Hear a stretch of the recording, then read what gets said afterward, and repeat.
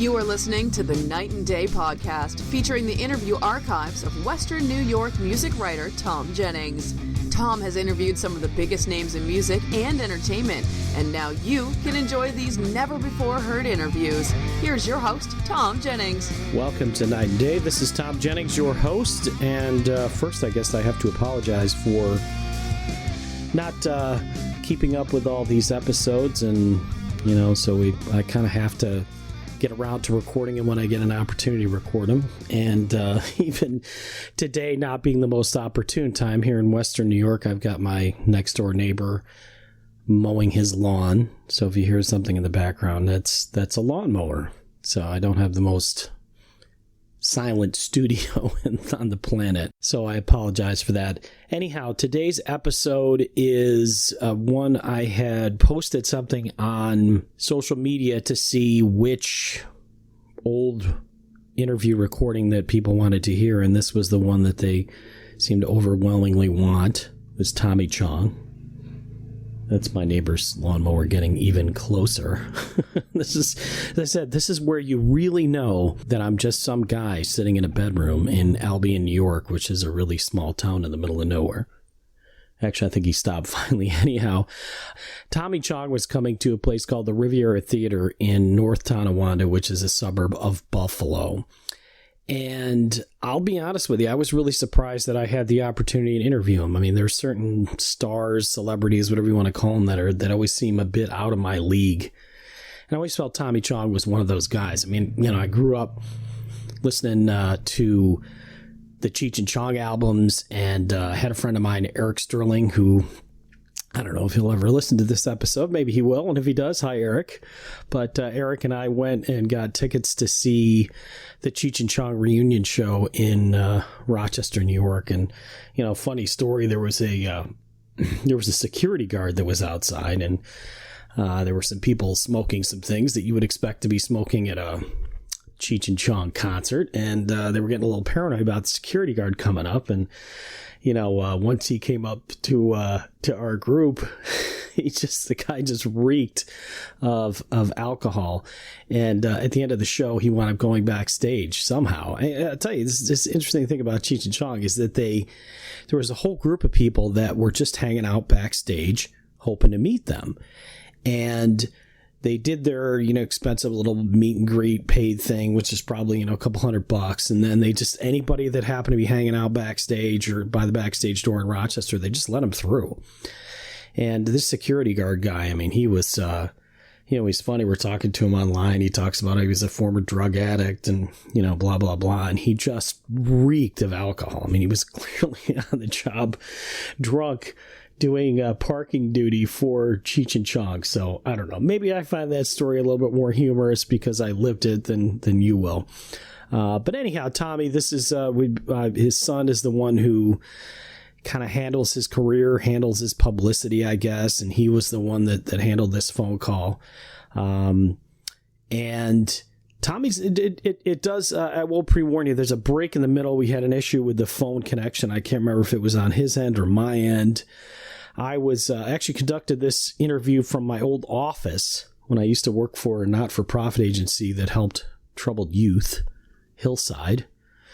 I don't have a lot of great things to say about Hillside, but, it gave me an opportunity I had some flexibility at that time, even though probably one of the worst bosses that I ever worked for in my life was there.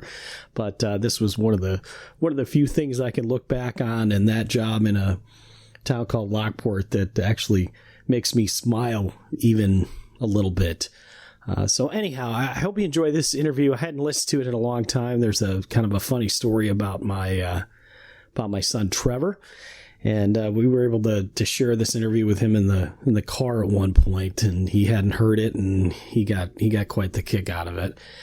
And that's about it. Again, if you have any questions or comments, you want to email me. If anybody's out there listening, it's Thom, Thom, at coroniamediagroup.com. Or maybe if you want to mow your lawn next to me, I don't care, whatever you want to do. But anyhow, here he is, the legendary Chommy. Oh, that's my dog trying to get it now too. The legendary Tommy Chong. Hello? Thom. Is this Paris? Yeah, this is Paris. Yeah, I got Tommy's phone for you. Hold on one second. Okay, I appreciate it. Thanks. Hello. Hey, Tommy, how are you? Pretty good. How are you? I'm good. That could be the worst first question I've ever asked anyone in an interview in my life, so I apologize for that. You didn't have your professional cap on, is that it? I guess. I don't know that I'm all that professional anyway. I mean, I write for a newspaper near Niagara Falls, New York part-time, so, I mean, it is what it is, but... Yeah, listen, someone has to live there. That's true. Well, we're looking forward to having you guys come out. You're coming out to North Tonawanda, New York on Friday with Cheech Marin.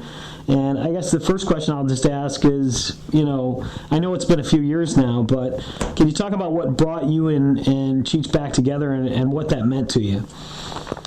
Well, I never really left. Cheech left his acting career.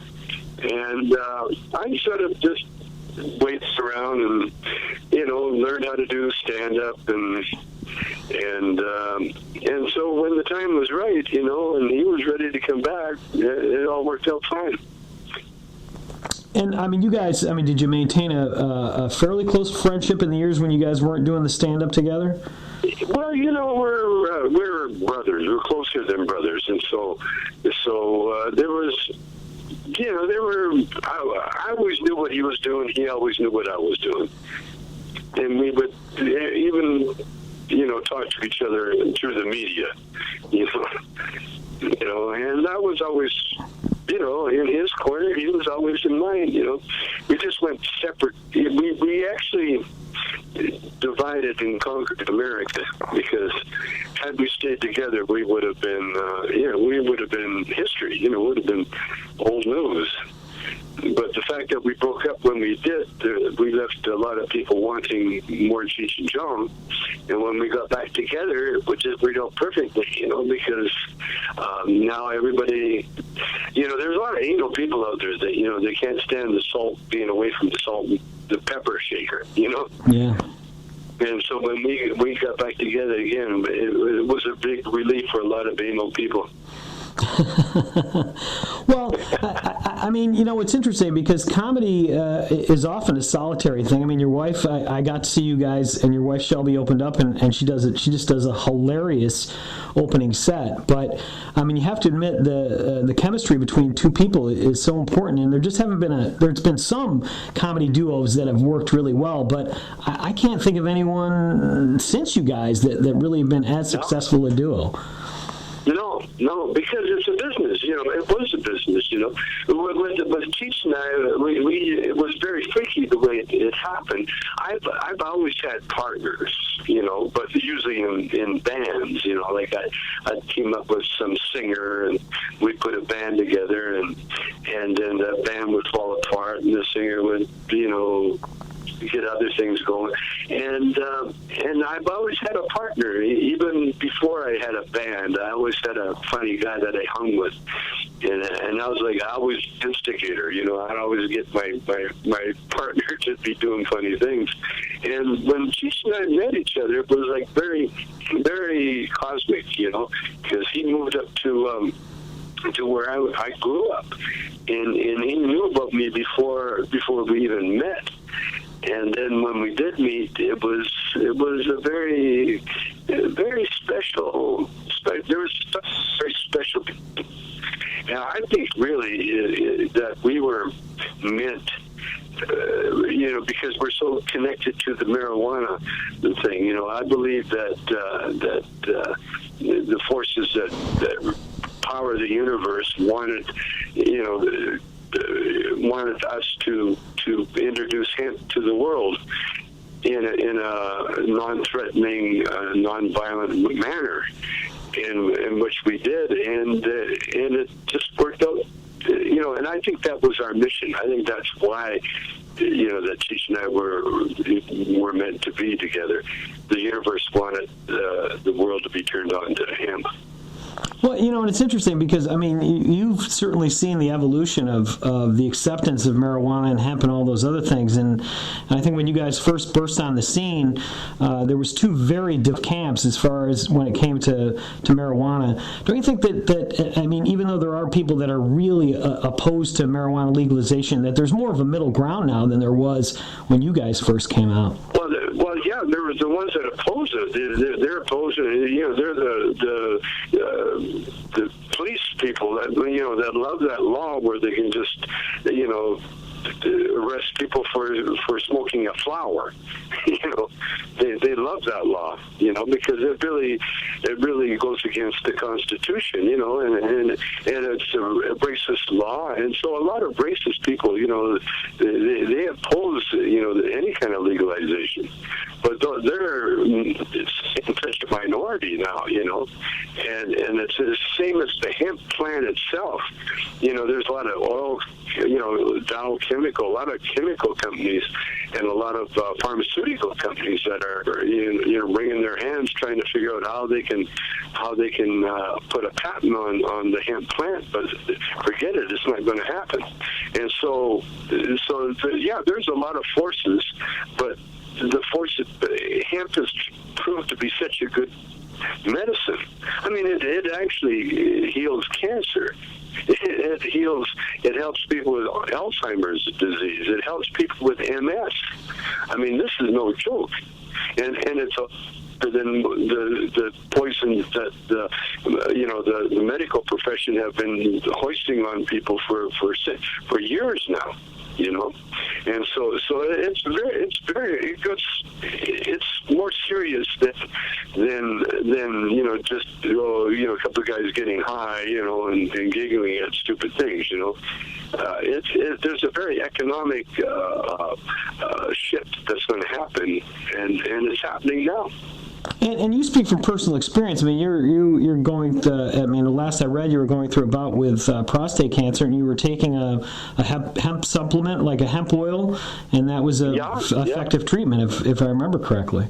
Yeah, and it's very effective. I mean, I've been tested, and I officially don't have cancer anymore. Oh, that's excellent. So, and I'm not going to say that it was, just because I did hemp or the hash oil, but it certainly didn't hurt. And the results speak for themselves. I'm not going to stand up and say, this is a cure, because if I did that, I'd go to jail again. Because of the laws that the states have. But I will say that I'll just say the truth. I had it, and a year later, I don't have it. So everybody can figure it out, and I treated it with hemp.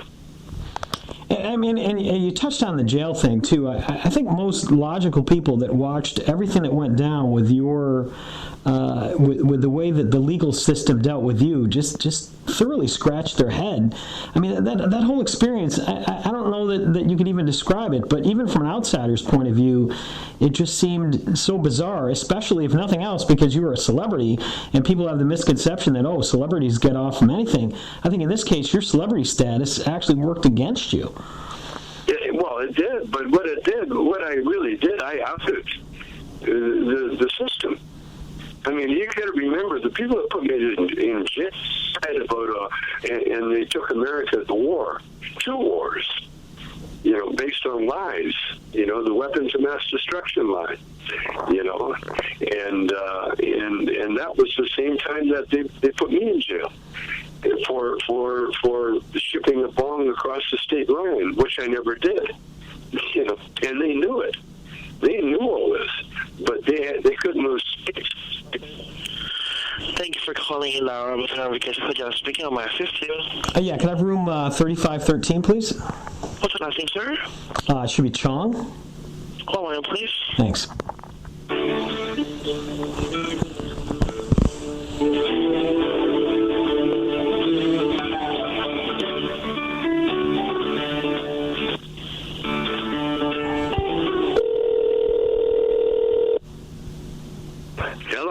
Hey, thanks for going to all this trouble, man. I really appreciate it.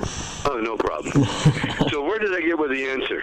Well, we were just talking. I was just talking about the system and how you were, because of your celebrity status, it actually worked against you, as opposed to, in many cases, it being helpful to somebody. And you'd started talking about how the people that were against you were the people that, told the lies about the Iraq War and, things like that.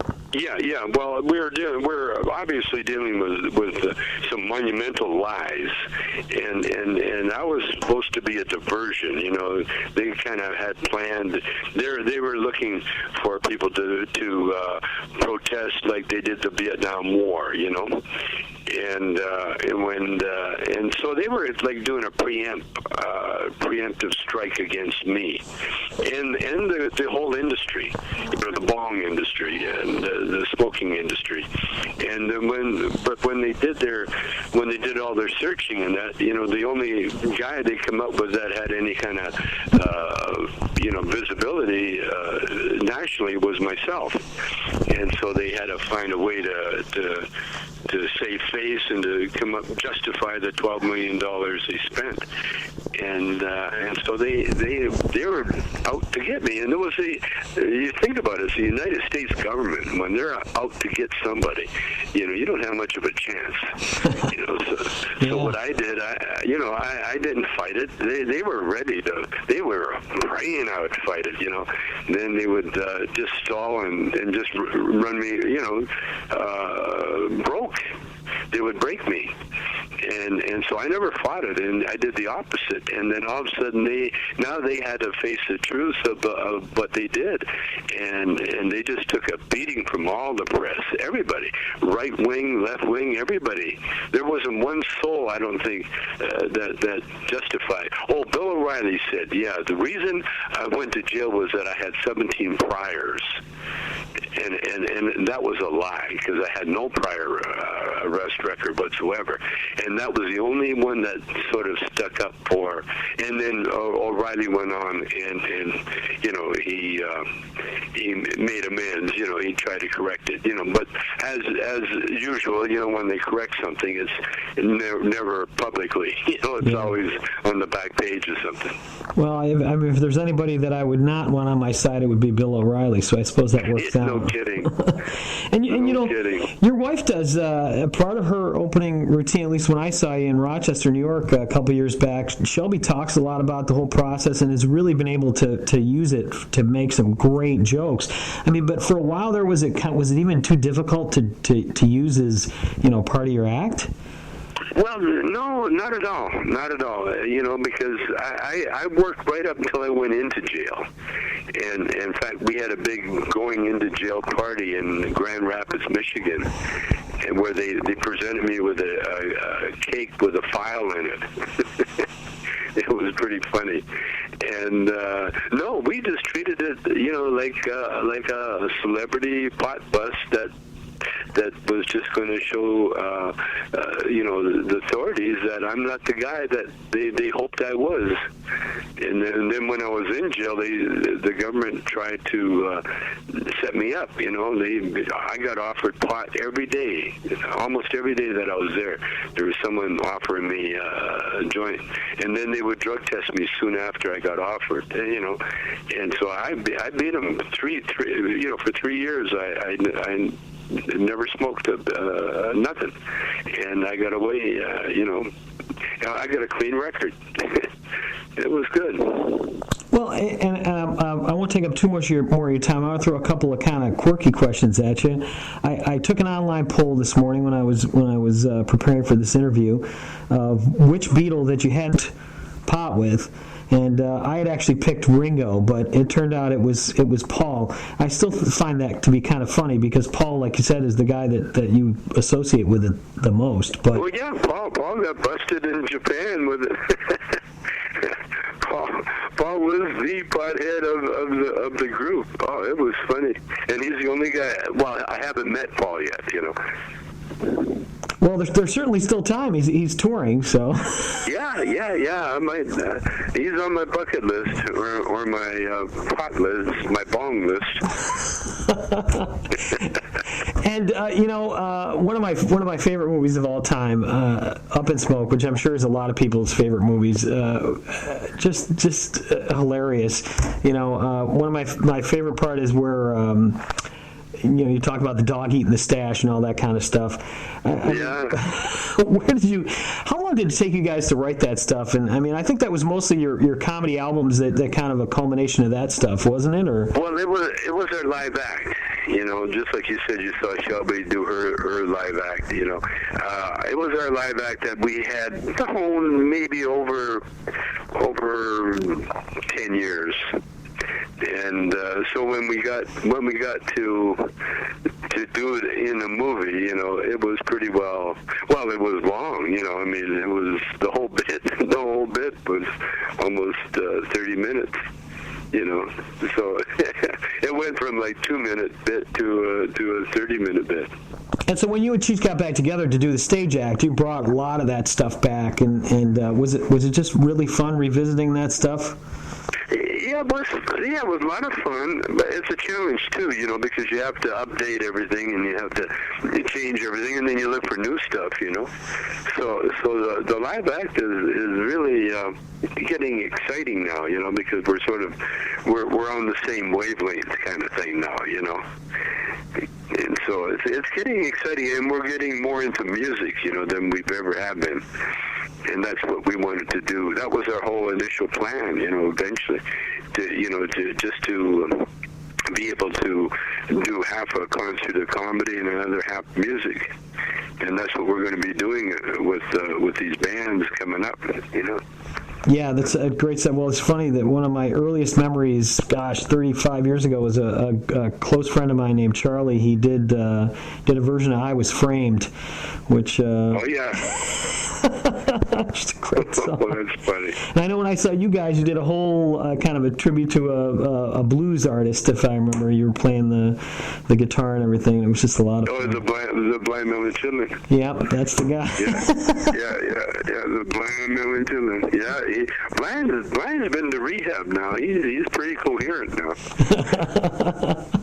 It's working out good.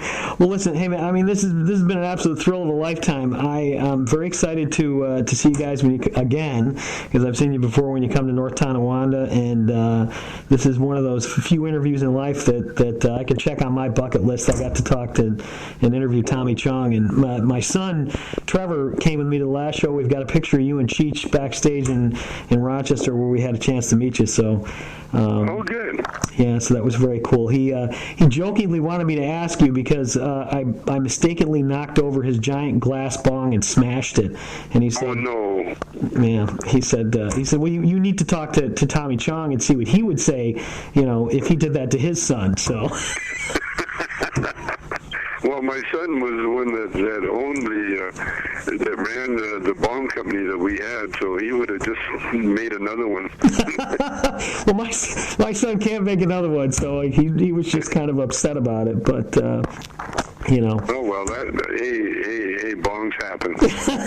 Well, very good. I'll let him know you said that, or I'll have to play back the audio recording for him. I'm sure it'll be a thrill. But great. Well, have a very safe trip out here. And I think the best thing that came out of this interview is hearing that you're cancer free. That's just fantastic news. That makes me feel good every time I wake up too.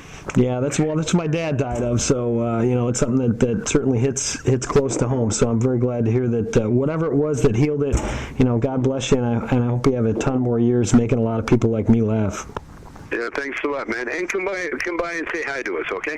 I absolutely will. I'll email Yvette and see if she can make that happen for me. Sure. Okay. We can make it. All right. Okay. Very good. Thanks. Bye. All right, well, there you have it from the studios here in lovely Albion, New York. That was Tommy Chong. Hopefully you enjoyed that interview. And as you can hear in the background, my neighbor is still mowing his lawn. My dogs are still hanging out in the other room and trying to be as quiet as possible, doing their best job. But I'll try to be a little bit more vigilant. It really just depends on the listens. If you guys keep listening, I'll keep putting them up. And I've got some other interviews in the tank. I've got some things that I, as I said, definitely the whole purpose of this podcast was to put up some things that really don't exist anywhere else, and I've used them for feature pieces, and they have just kind of gone by the wayside. All right, until next time, this is Thom Jennings from Night and Day saying thanks for listening, and we'll see you when I get up another episode. And don't forget to mow your lawn.